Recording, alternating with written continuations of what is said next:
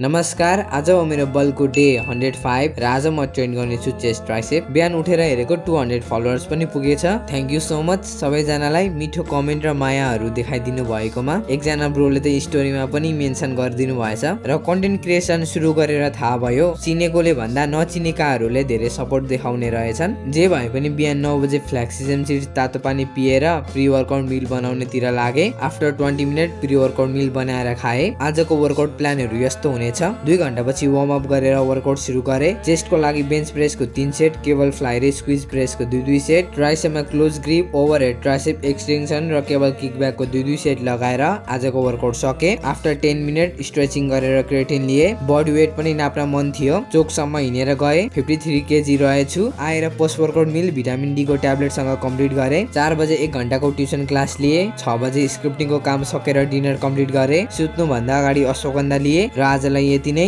राम्रो लाग्यो भने फलो गरिदिन नभुल्नु होला। Thank you so much, love you all र भोलि भेटौँला।